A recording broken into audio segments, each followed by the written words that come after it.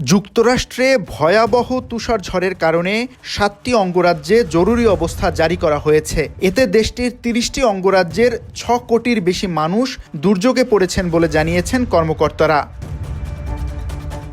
কয়েক দশকের মধ্যে এটি যুক্তরাষ্ট্রের সবচেয়ে ভয়াবহ তুষারঝড় হতে পারে বলে সতর্ক করেছে দেশটির আবহাওয়া বিভাগ। সোমবার এক প্রতিবেদনে এ তথ্য জানিয়েছে যুক্তরাষ্ট্র ভিত্তিক সংবাদ মাধ্যম বিবিসি।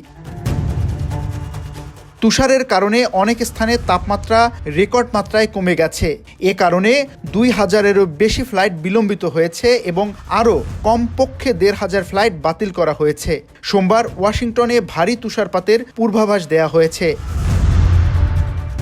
এছাড়াও কয়েকটি অঙ্গরাজ্যের স্কুল ও সরকারি অফিস বন্ধ করে দেওয়া হয়েছে। তুষারঝড়টি আটলান্টিক থেকে এখন যুক্তরাষ্ট্রের মধ্য অঞ্চলের দিকে এগিয়ে যাচ্ছে বলে জানিয়েছে আবহাওয়া বিভাগ। যুক্তরাষ্ট্রের জাতীয় আবহাওয়া সংস্থা জানিয়েছে এই ঝড় এক দশকের বেশি সময়ের মধ্যে সবচেয়ে বেশি তুষারপাত এবং হিমশীতল তাপমাত্রা সহ তুষারঝড়ের পরিস্থিতি বয়ে আনতে পারে।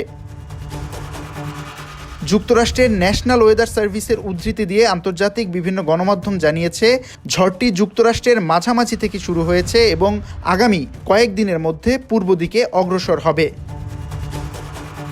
VOD Bangla news desk.